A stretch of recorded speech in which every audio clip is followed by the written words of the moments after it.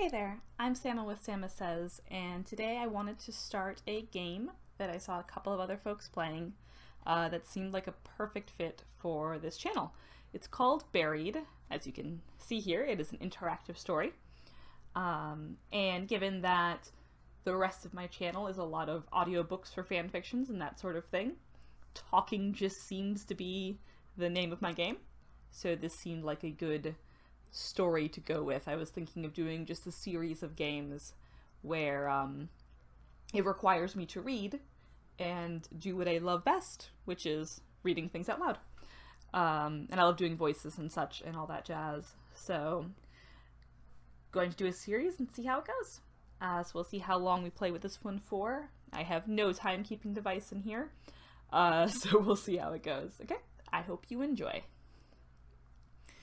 Buried is an interactive story. The plot will change based on the choices you make. I'm also going to apologize. Any cats meowing is not part of the story. It's just my cats being brats. The story is broken into 5 chapters. Play straight through or at your own pace. There's no waiting and no pauses. Enjoy and choose wisely.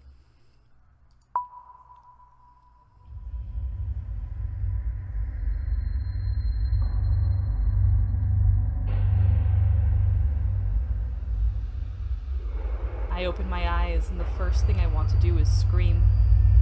I'm flat on my back and everything seems to hurt. The trees overhead look familiar. It's a clear night sky, almost beautiful. Except for the fact that this means I've been out cold for at least 6 hours. But there's something wrong. I don't remember what, but something happened. And my head... God, my head hurts, and a ringing in my ears. Was there an accident? An explosion, I think. I remember Dennis screaming, but after that, I can't remember. As I sit up, I notice that my hard hat has been thrown off. I look around the area, but it's not there. It feels strange to go anywhere without my hard hat. But I've got to find the other members of the crew. They could be in danger. Forget the hat, search for crew. I decide my hat can wait until I figure out what's going on. I get up and take a look around the logging site. I smell something burning, and don't hear any engines running. Wait. Something isn't right. Was it the bulldozer? Maybe the damn thing overheated for the last time. Maybe the engine finally blew. What a mess. Well, maybe I'm jumping to conclusions. Only one way to find out, I guess. I walk over to the center of the logging site and don't like what I see.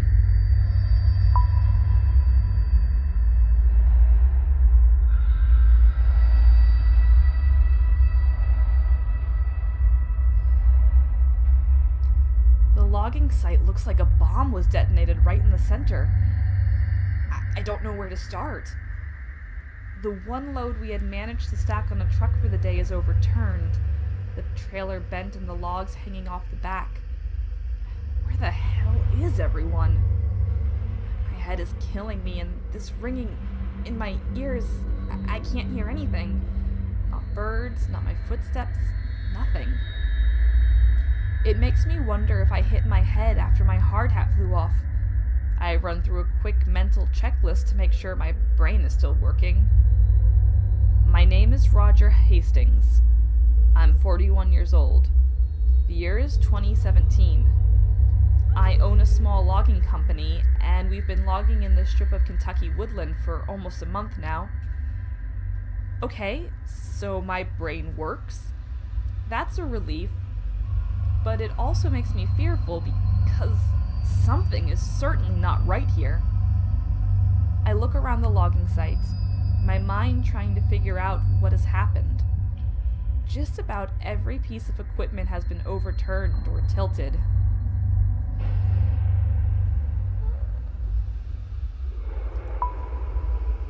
Look at debris. There are bits of debris everywhere. There are fragments of the 5-gallon bucket I keep our work rags in, a loose chainsaw, and an overturned gas canister. Had there been an explosion, all of the fuel on site would have started a fire. But there's no charring, no burning, nothing. I walked through the area where Dennis had been working. From the looks of it, he'd been moving slowly. He'd only taken down 4 trees today. His metal lunchbox is open, an indicator that he had been taking an early break, but he's not here. No one is here. Where the hell is everyone? I could try to make a call on my cell phone, but its battery is already running really low. Not that it matters. The reception is crap out here.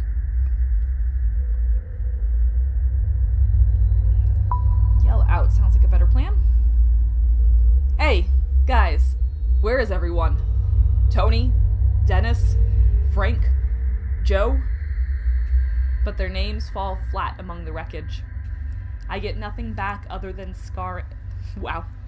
I get nothing back other than scaring away a few birds overhead. Might as well start walking and try to find some answers. The highway is almost a mile back through the woods, down the gravel road we used to reach the site. Maybe the crew ran that way for help. But why would they have left me? Were they scared? Out of sorts? Maybe I can catch up to them. But with my truck turned over on its side, it looks like I'll be walking. Oh my God, I can't even remember what I was doing before waking up on my back. Wait. What's that? Underneath the bulldozer. Oh my God. It's a leg. It has to be either Tony or Dennis. The dozer looks unstable, like it might roll some more. Might not be safe to get close, but at the same time, I can't just leave him there. This is why I would die in horror movies. Go look. Hey, I yell. Are you okay? Are you alive? I skip over the stray logs and wrecked equipment to get closer. Seeing the dozer teeter makes me think maybe I should have grabbed my hat. I can see a bit more of the leg. The jeans are soaked in blood. I recognize the work boots. It's clearly Tony. His leg is bent at an impossible angle, nearly crushed flat. The closer I get, the more apparent it becomes that Tony didn't survive.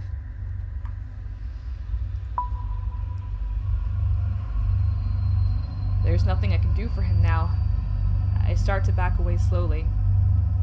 In my shock, I stumble back, suddenly tripping over one of the stray logs. I bang my head hard on one of the logs as I fall. Instantly, I feel a massive lump forming on the back of my head. Damn, why didn't I grab my hard hat? But what hurts more is the realization that Tony is dead. Looking at him, I feel something rising up in my throat, and I don't know if it's a scream or vomit. But I have to push it away. If I lose my cool right now, there are too many questions that will go unanswered. Shit. Can't believe this. Tony. He had 2 boys. He coached his oldest son's baseball team. He was the hardest worker I had and was one of the most honest and reliable men I knew. This isn't right. I can't stay here. I have to find Dennis, Frank, and Joe. I have to find out what happened here. Yes, you do.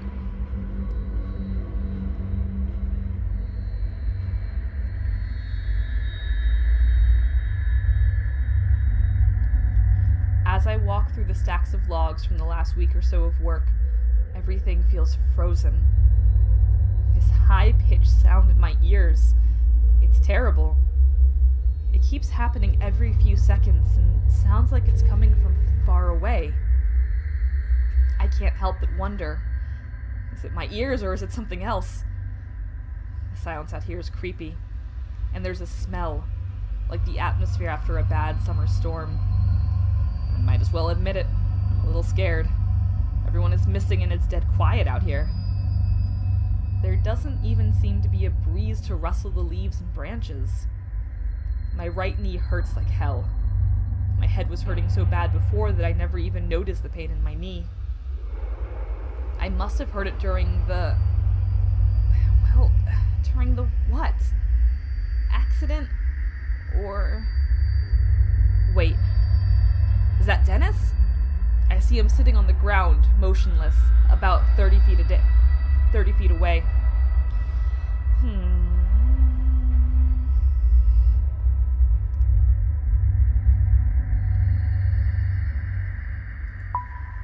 Yell. I think I would try to make the noise first. Dennis! I yell. Dennis! Can you hear me? Dennis lets out a shout, like someone waking from a nightmare. He then looks back at me from the ground.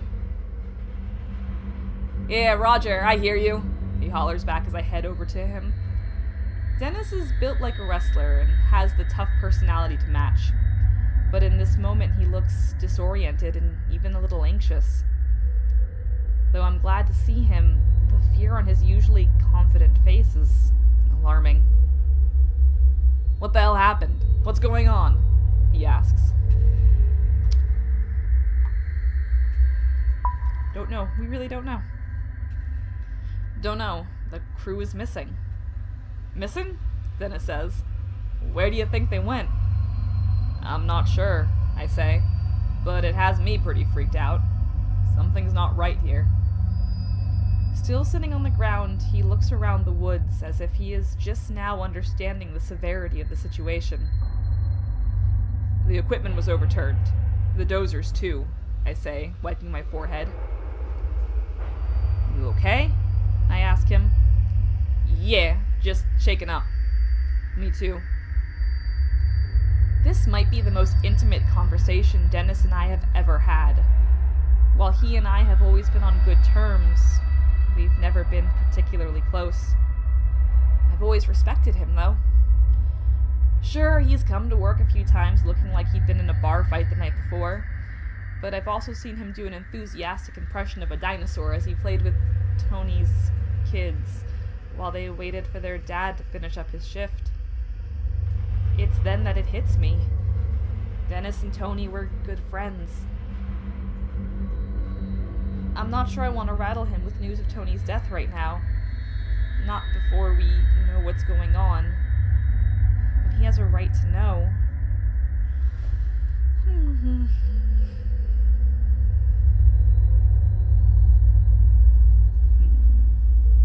This might make it hard to move on. This brings up questions later why we didn't mention something before.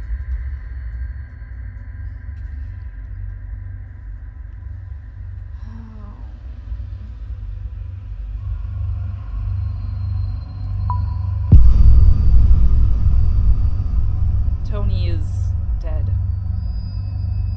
You were upfront with Dennis about Tony. Okay. Dennis's eyes fixate on me, startled. He was crushed under the dozer, I say. Dennis pauses for a moment, like he is trying to understand what I said. His eyes narrow and his bottom lip quivers. Shit, he says, and I can tell that he is fighting back tears.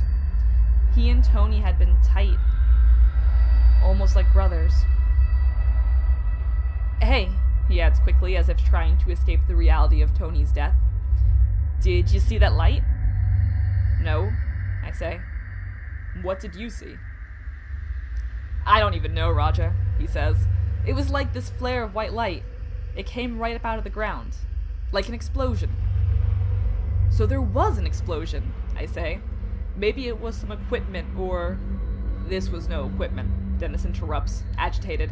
This huge ball of light came right out of the damn ground.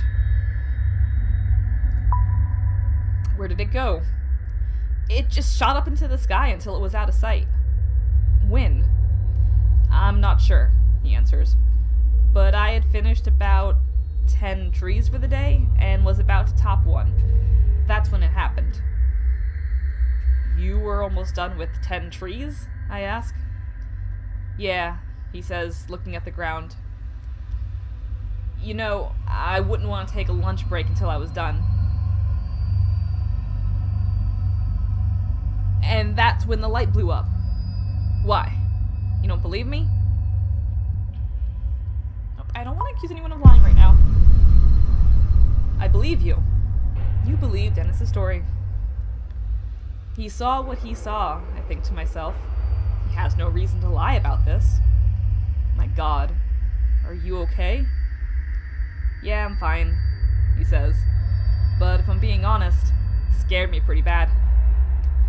And if it's all the same to you, I'd like to get the hell out of here. We both stand up and start heading towards the road. It isn't until we start moving that I see Dennis is wounded. His right side is coated in blood, the red seeping through his blue work shirt. There are splatters of it here and there, but also a very large red splotch that makes me worry. How'd you get that injury? I'm not sure, Dennis replies. I must have gotten thrown or hurt somehow from that light.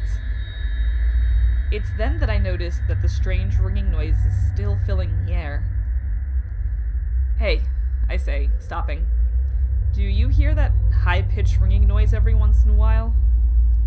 Dennis looks scared when I ask him this question, and he just nods. I thought it was just me, he says. He looks out of sorts and uncertain. I've never seen him like this before. It's obvious that he's looking for some reassurance. Even though I'm his boss, there's something very unnerving about this.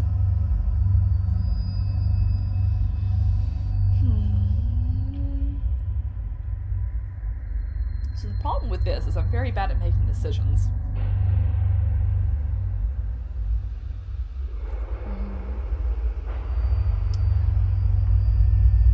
We'll be okay, it's probably nothing, or it's freaking me out.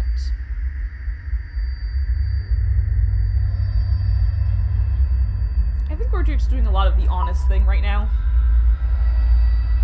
It's freaking me out. I'm sure I sound scared, but I really don't care. I look to Dennis and see that my confusion and fear have seeped into him. And is that disappointment in his expression as well? I think so. It's as if he expects me to be stronger, to assure him that we're fine and nothing out of the ordinary is happening. We both start moving forward and don't say another word. Did you try to call Frank? Dennis asks. I know he had his cell on him today. Not yet. Luckily, I still have some battery left. I pull out my cell and call Frank, happy I didn't make that call to Dennis earlier. It rings, but he doesn't pick up. But then I hear his phone go off, behind the stack of logs. Dennis and I give each other a look. As the phone goes to voicemail, I hang up and we walk behind the logs to find Frank's phone on the ground, abandoned. We look around for Frank, but find nothing. Not a single trace. It's then that I notice something really odd. A 10-foot wide hole in the ground, right near where the phone was. But there's no stray piles of removed dirt or rocks. It's clean, smoothly dug, cutting into the earth, wide but only a few feet deep. It looks unnatural, like the ground was just deleted. No shovels or diggers used. Dennis walks over to it. This looks like the same kind of hole where I saw that light come from the ground, he muses to himself. I say nothing. My mind is spinning, but I don't know what to think. I need to get out of here, Dennis mutters. At that moment, the ringing noise carries through the forest again, sending a shiver down my spine. Dennis is right. There's something strange going on, and we might not be safe here. But that ringing sound could be a clue to where the rest of the crew went. That's where we're going. No, let's check out that sound. The decision noise is really creepy. We decided to check out the sound. Oh, excuse me. Something's not right, I say. And if there's a mechanical noise like that, you think someone is out here? He asks. Maybe. I think we should at least check it out. They might be able to help. Yeah, you go right ahead, he says with a grin. I'll be waiting here for you. Better hurry, though. Dennis doesn't look like he's in the best shape to be trouncing around the forest. But we need some answers right away, too. Oh. Yeah, he's hurt. decide to leave Dennis behind, for his sake. Okay, I'll go alone, I say. You stay here and try to hang on. I'll try and find someone. Anyone. I give Dennis a final look, sensing that this could be a big mistake. He's looking at me like he's terrified of me now, making a moan in his throat. I turn away and start moving through the woods quickly. With Dennis all alone, I need to find the crew and get help right away. Every tree that out here looks exactly the same. I grew up in the country and can find my way around the forest without much of a problem, but I'm starting to feel a little disoriented. I'm leaning against a tree when I see something that has no business being here. Our logging crew has been out here for 3 weeks, and it seems impossible that we could have missed it. What is it?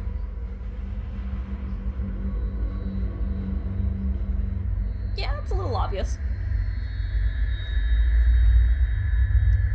It's a small building, sort of like mixture of a shack and a bunker. It looks to be made out of concrete, but moss, weeds, and plain old erosion also make it look sort of mystical. It looks like something out of a demented version of a medieval fantasy movie. Part of me wants to go back for Dennis. Seeing this eerie building in the middle of nowhere makes me yearn for company. It makes me feel like a little kid that is spooked of that old abandoned house at the end of the street.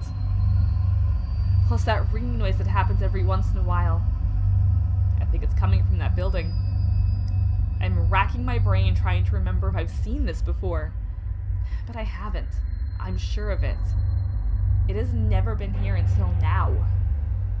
Is Frank in there? Or Joe? They can't be, but then again, they aren't anywhere out here. Looking inside the building is certainly more appealing than walking through the woods for a mile with an aching knee. I find that I'm a little scared when I take my first few steps towards the building. The first thing I see is a sturdy metal door, closed shut. Okay, this one, I almost feel like this is the smarter answer, but I wouldn't think of knocking if I came up here. I set my feet and get ready to push my way in. After holding my breath, I put my hand on the handle and thrust my shoulder into the door. But I immediately realized this wasn't necessary. The door opens easily, even though there is a lock that clicks as it opens. After catching myself, I turn to look at the lock. For some reason, it appears to lock from the outside. Is someone trying to keep somebody from leaving? Stretching out in front of me is a small interior to match the outside. The building is totally empty. There's a concrete floor and dingy, featureless walls. There are no windows, giving the place an even more isolated feel. Still, I hear the ringing noise, coming from somewhere in here. It's louder now, more prominent. The interior seems confining at first, but a small set of concrete steps leads about 5 feet down, revealing a long corridor.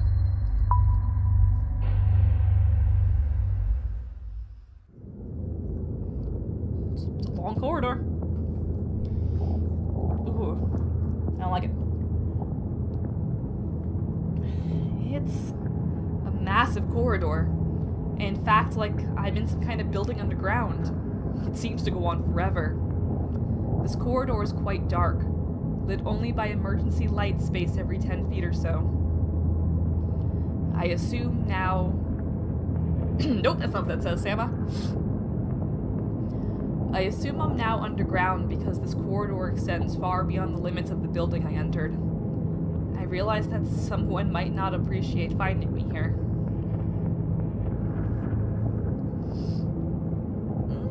This is true. But I need to get back to Dennis. And again, me and these things would not think to tiptoe. I'm bad at things. I'm eager to figure out what's going on here. My footsteps echo loudly in the dust and the dirt. If there is anyone here, it's not like I'm trying to be quiet and stealthy with the intention of sneaking up on them. If anyone is listening, they definitely know I'm here now. Excuse me. Just coming into view at the end of the hallway is another set of concrete stairs leading further down into the depths of the earth. I can still hear the ringing noise every so often, coming from somewhere in here. I look ahead to the concrete stairs, wondering just how far down they go. I approach the stairs, and as I take my first step down, I get the sense that I'm crossing some sort of line here. There may very well be no going back.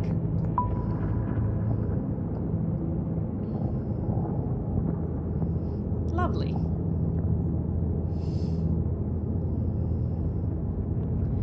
As I head down the stairs, I notice they look aged. That damned ringing noise is somewhere below, louder than ever. I feel like I'm walking down into the cellar of a haunted house, the light becoming scarce as the stairs take a slight turn. I can feel the temperature drop. As I keep moving down the stairs, my mind seems to lock in on the unknown fate of the rest of my crew. Frank is married, and I've met his wife a few times. A nice woman with a huge laugh. My heart sags a bit when I realize I might never again get to hear him belting out classic rock tunes during lunch break. Joe, well, I don't know too much about him. He's 22 years old and is considering community college. His folks are deadbeats, so he has been providing for himself since the age of 16 or so. Out here in the woods, regardless of their backgrounds or ages, I am responsible for them. Whether frequenting the local bar after a long day, or while away from their families on this risky job, I'm responsible for them. Maybe I can still find them, and still get to hear Frank singing in his deep baritone voice after a few too many drinks. I slowly stick my foot out in search of the next step. I can't help feeling like a child as a very powerful fear seizes me. I'm expecting a monster to reach out of the darkness, slicing into my throat. After what feels like forever, we come to the bottom of the stairs. I'm closer to the source of the ringing now. A door sits securely in the wall, and looks just as out of place down here as I feel. A sliver of light seeps through, illuminating the area. The door has what looks like a panel with lots of labels and lights. Small embossed print above the panel says Level 1 Entrance Gate, Transport Sector. And there's a button with no label. Let's look at the panel. The panel looks like a diagnostic or alert system of some kind, each label meant to communicate some status. Lockdown engaged, experiment in progress, shutdown engaged. Those all appear to be off, but one of the phrases has a slowly blinking red light next to it, the only powered light on this whole thing. Abnormal entity breach. What the hell? I slowly push the door open and more light pours in as I walk through. As I do, that ringing or beeping or whatever the hell it is gets a little louder. The door closes behind me with a clink. A click, a click. The door closes behind me with a click. At this moment, I can't help but think about Dennis back up on the surface. What is going on up there? Why did that bulldozer turn over? What was it that knocked us out? I hope I haven't left him in a dangerous situation. I'd been so preoccupied with my own fear that I nearly forgot about the ringing noise. It had just become background noise. I take a few more steps and can now see where I am. I'm sorry, at the end of this, I'm just out of it. I take a few more steps and can now see where I am. It makes no sense, yet another thing that simply seems out of place. The shapes and muted colors of metal are easy to identify, but it just doesn't belong here. End of chapter 1. Is this gonna immediately take me to chapter 2? Yup. I want, maybe? That looks creepy. Oh, respect the dead. Okay, so we're gonna go over some things. You and 36% of players left Tony's body where you found it. You and 76% of players were upfront with Dennis about Tony's death. You and 55% told Dennis you believed his story. I should not keep my cup between me and my mic. You and 75% of players went to investigate the ringing sound. Oh, not many people decided to leave Dennis behind. Interesting. Okay. I could turn it off. I don't want to. It's creepy, but I like it. I'll have to join these stuff. Oh, and get the soundtrack. I love soundtracks. I DJ for our tabletop RPG groups, so I love finding really cool soundtracks. I'll buy soundtracks for like every game I come across, just so I have it in the bag for when I'm DJing, because we do fantasy, sci-fi, modern day, just about everything really. So yeah, that was the first chapter of Buried. I highly suggest buying the game. I think it's just like $4.99 or something, so you can make your own choices and take it at your own pace. I will probably wind up at some point when I finish resetting and like seeing all the different outcomes, but I won't read them. I'm just going to have this one set. So there were 5 chapters, so we'll probably have 5 videos. I don't know when they'll be going up. I happen to have tonight, off from my usual. I usually do Pathfinder on Tuesday nights. But there's some One Piece movie out in theaters tonight, and my DM decided to go see it, which is cool. I'm pretty sure that if like a DBZ movie had come out or something and was playing in theaters, I'd be heading off to go see it instead of gaming. So yeah, I hope you enjoyed. Let me know if I should keep going. I'm probably gonna keep going anyway. Spoiler alert. But if I get notifications that I should keep going, I might record sooner. In between homework and all that jazz. Ooh. One last semester. Well, okay. I think that's it. I will see you all next time, and I hope you have a great rest of your day, or night, or morning. Ciao!